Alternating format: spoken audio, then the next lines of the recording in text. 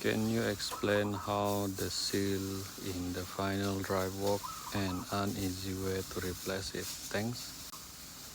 Alright, so I guess you might be talking about the seal group.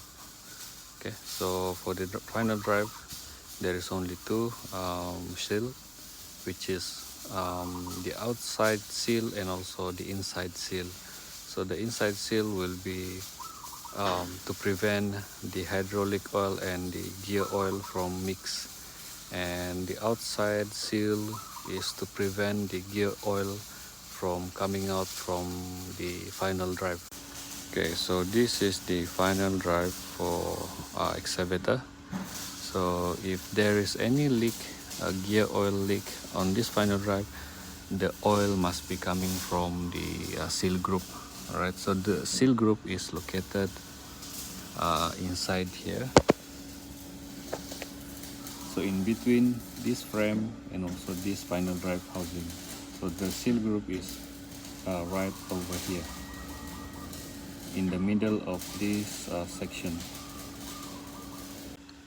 The only function for the seal group is to prevent the gear oil from leak while this final drive is rotating. So the best way for you to replace the seal group is first you need to find the divider for this track link, and then locate the pin right on this area from here until here, and then after that you will need to push the pin out and uninstall this track link.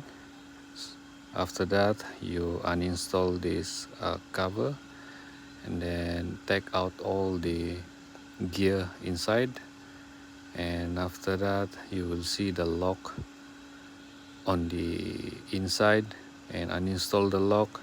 And after you uninstall the lock, then only that you can take out the whole set of this sprocket and this housing. Then after that you take out this sprocket and housing out, then only then you can change or replace the seal group. Okay, so that is how the final drive seals work and also the way to replace the seal. So I hope that my explanation can give you an overview on how to actually replace the seal group.